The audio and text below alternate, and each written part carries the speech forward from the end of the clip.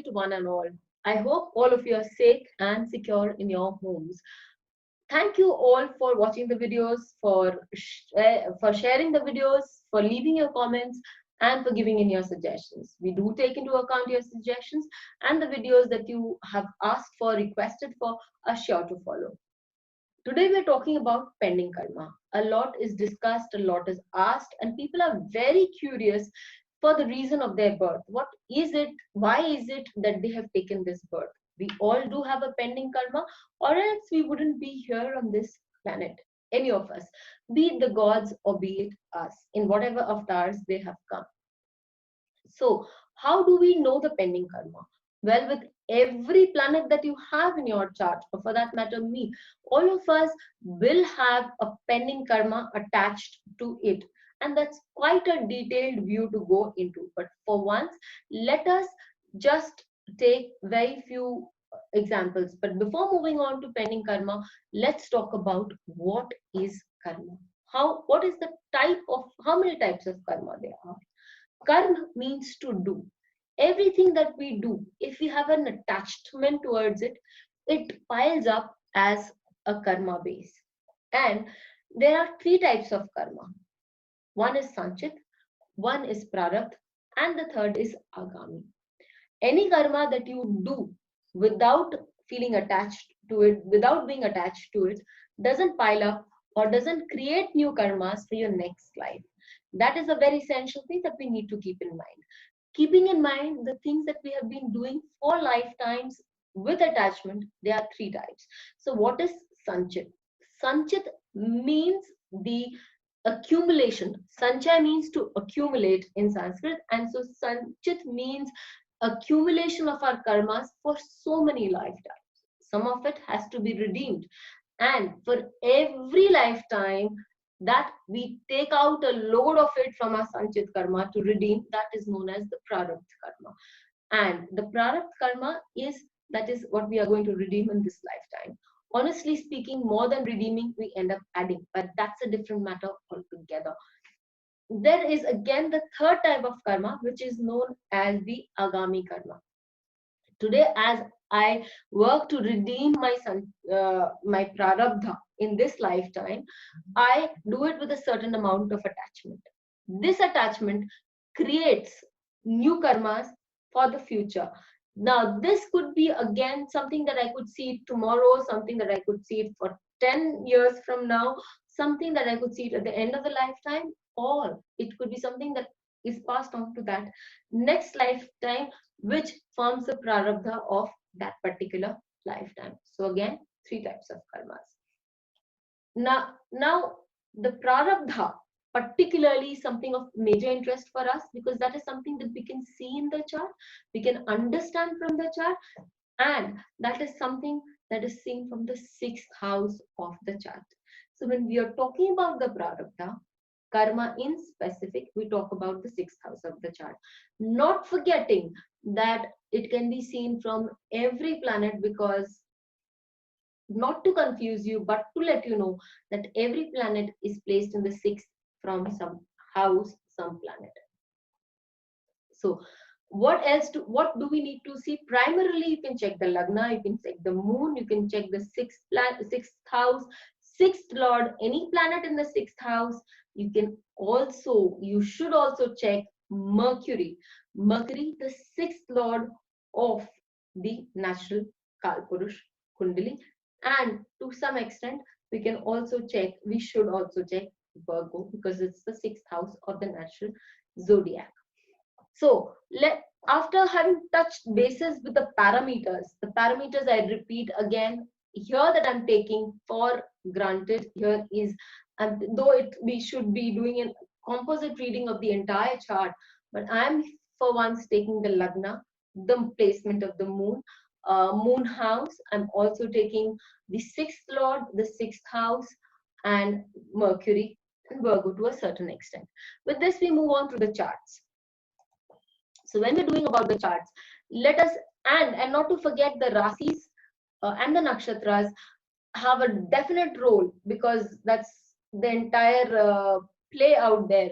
The rashis will give us a broad perspective, and the nakshatras will pinpoint the details out to us. And let's see how it all figures out, how it all pans out in the coming examples. We're taking the chart of Lord Ram. We're taking these charts because they are tried and tested. We mostly know about their life paths. When we're talking about Lord Ram, I will take the Lagna, the moon, because we know that Lord Ram was born in Punarvasu, fourth pada. So moon in Punarvasu, I have talked in detail about Punarvasu Nakshatra when I have talked about Lord Ram's chart, and you can find the video in the list of Nakshatras, in the playlist of Nakshatras. Do have a look. There are few important things that we would be covering again about Punarvasu Nakshatra. Now, let's take Jupiter. Jupiter is our sixth lord and it is placed in the Lagna. It is also the ninth lord. Being the sixth lord, it holds great importance. And being the ninth lord, it shows how the sixth lord and the ninth lord are connected to the Lagna, that is the self. Rahu is the planet posited in the sixth house and Jupiter is its dispositor. Mercury is present in the 11th house and we'll see how it all works, and is the lord of the third and the second 12th house. Jupiter is the lord of the sixth house and Jupiter is also the ninth lord of gurus and it's also the sixth lord of enemies, dispositor of Rahu, the Rakshasa. Jupiter being the lord of the gurus, there were three very essential sages or rishis who changed Sri Ram's character, his lifeline, his entire way of looking at things. When we talk about his Kul Guru, Rishi Vashisht, the narration of Yog Vashisht, which is said to be the Bible on treatise of how to manage your mind, how to think about life from a different perspective. Yog Vashisht is the entire, it's the discourse between Rishi Vashisht and Lord Ram. When we are talking about Vishwamitra ji, Rishi Vishwamitra was actually a Kshatriya who, by the dint of his penance and a lot of other stories behind it, which has also been covered somewhere in one of my Nakshatra videos, had the tenacity to become a Brahma Rishi, and he was the one who taught Lord Ram all the warfare, marital, all the knowledge and know-how of warfare, which at a young age of 16, which later Lord Ram found it very useful and helpful when he faced his biggest enemy, Ravan. Ravan again, sixth lord, sitting in the sixth house. Ravan was one of the most powerful of Rakshasas, but he was born in one of the most illustrious lineage of the Rishis. He was born in the lineage of Pulatsya Rishi, and who was one of the Saptarishis, is one of the Saptarishis, but he was born to the daughter of King Sumali, who was the king of the Rakshasas. So we see the sixth house shows his very strong competence against a Rakshasa king who was also a Brahmin related to Jupiter, and how three Dev gurus, that is three gurus or three Brahmins, three rishis saved him. The third being Rishi Agastya, who gave him the knowledge of Aditya Hridayam. What is Aditya Hridayam? It is a very powerful stroth which brings about a confidence within a person and changes the entire mentality of a person, gives physical vitality and mental strength at the time when a person needs it some more. So this is the Aditya Hridayam Stotra was given by Rishi Agastya to Lord Ram at a time when he was actually losing a battle against Ravan. The battle got revived by that very, very important and potent stotra. We now come to Mercury. Mercury is the lord of the third house. It's the lord of courage. It's the it's courage that we need to see, and we also need to see that Mercury is the lord of the 12th house. 12th house is going away from your, going to a distant land. Here in his case, it was going to the forests, going to tapobhumis, that is the meditation centers, ashrams, to protect the rishis, and showing that he was capable for it. And why did he do that? Why did he go to these ashrams to protect the rishis? He went to the ashrams. Even the second time round, he went with his family. Both the times he went because of his family. His father had given, the first time round, his father had given word to Rishi Vishwamitra that he would be able to take somebody to save his ashram from the demons. And the second time round, because his father had given a word to his stepmother Kekai that Lord Ram would have to let go of his of his uh, of his crown and have to move to the forest. Again, you see, he gains, it's in the 11th house, though it's a 12th lord moving into the 11th house.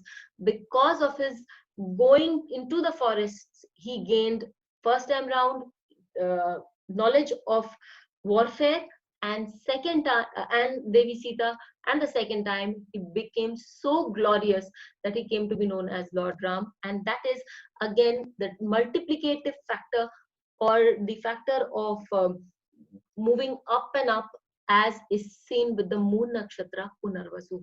For more details on Punarvasu and Lord Ram, you should watch my video on that. When we're talking about Lord Krishna, a very, very beautiful chart again we see here, because his ascendant is in Rohini Nakshatra, a beautiful nakshatra which shows growth. Again, I've covered this in one of my videos, so I'll make it very quick, not about Rohini, and more on the 6th house and other things. So you see, when the Prarabdha is just growth, moon here is associated with Ketu. Ketu is the dharma factor. Ketu is also gives psychic abilities. So he we can say that he was the lord, and if the lord did not have psychic abilities, then who? Well, you can compare it with the first chart of Lord Ram.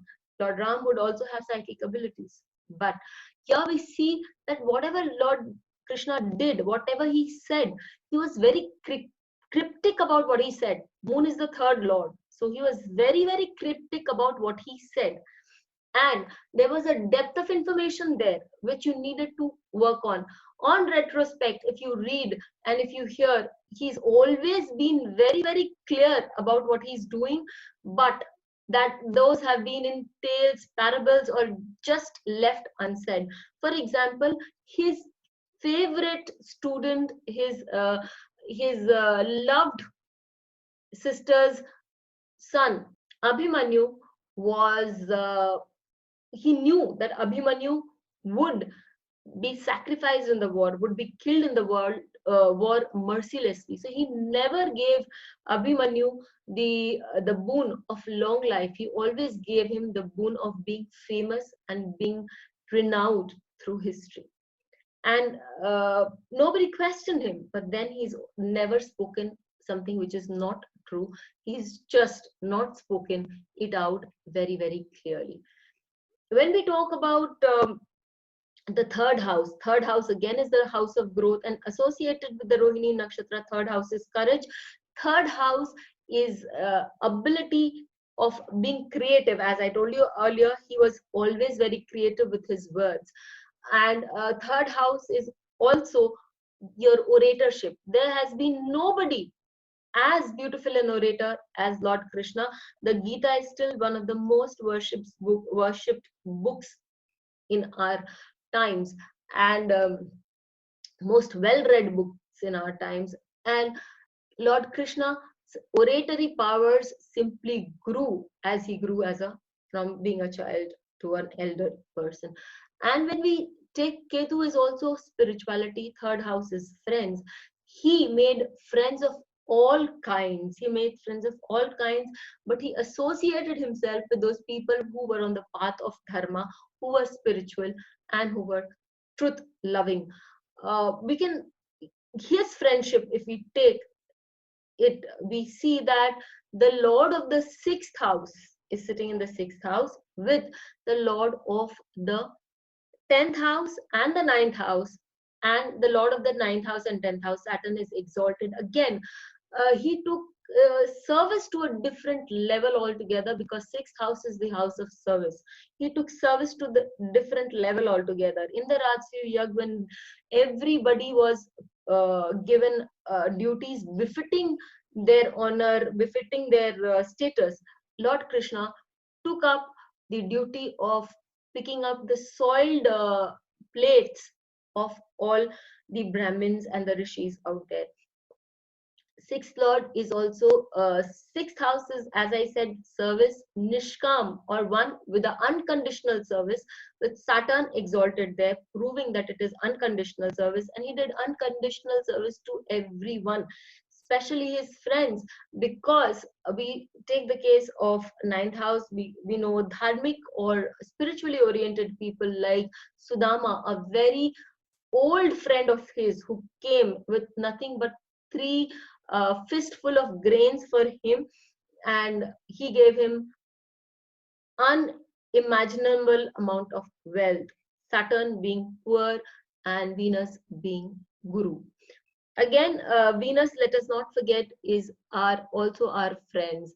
When we're talking about sixth house is also pet animals. And Venus, again, when we talk about pet animals, there's a very exalted planet sitting there, ninth lord of Sanatan Dharma, religious, and throughout our dharma, Sanatan Dharma, it has been mentioned that the cow has been given a place of honor amongst, or rather above, the devatas. It is said that all the devatas reside in the body of the cow. It was one of the most loving beings. In fact, he still is known as the Gwala, or the cow herd. So this is how we can see that he did have a pending karma even towards those beautiful beings. When we come to Mercury, Mercury is exalted in its own house, in the fifth house. This Mercury, fifth house, is again a house of oratorship. Fifth house is again the house of beauty. Fifth house is the house of public platform, where you become a celebrity. So Lord Krishna attracted the celebrityhood by his speech. Let's not forget, one of the major karakas of fifth of Mercury are speech, wit, talent, and he was multi-talented, and there was nobody as witty, as quick to response, as reflexive in his actions as Lord Krishna. So we can say, again, we can see all that is pending coming out. We always talk about him being very ruthless. We always talk about him being very insensitive to the mass as well. The fourth house for Donald Trump houses Moon and Ketu. A debilitated, though it may be a Digbali moon, it is definitely a debilitated moon with a very strong Ketu. So now we begin with the Lagna. The Lagna is in the Nakshatra of Magha. Magha Nakshatra typically signifies the throne. He was born to rule. He was born to sit on the throne. With the fourth lord being a Digbali moon, going into a Jeshta Nakshatra. And that is also a 12th lord. Fourth house is also the house of land. The fourth house is the house of property. Most of the property or the income that Donald Trump made was from property. Somebody else's loss was Donald Trump's gain. He made huge amounts of money just by converting, taking loss, property going into a loss, converting it into a worthwhile value, and then selling it off. Ketu in the fourth house with moon cuts him off from all the emotions of others. He's been very ruthless in his practices. And that is why we saw the chart of Lord Krishna just before this. Lord Krishna had an exalted moon in his Lagna with Ketu.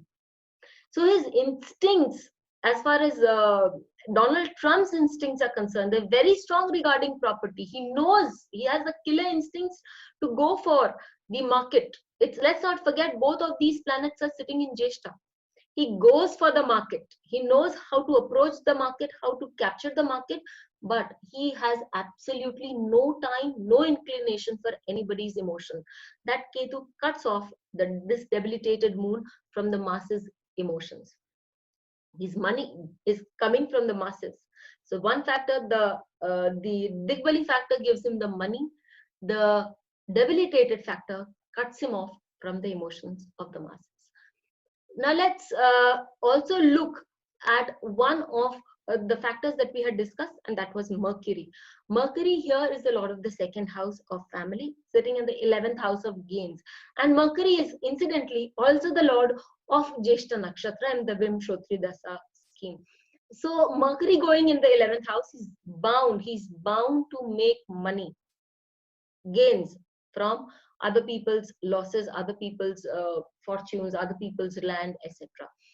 But the main part is Mercury is the lord of the second house also, of great deal of finances.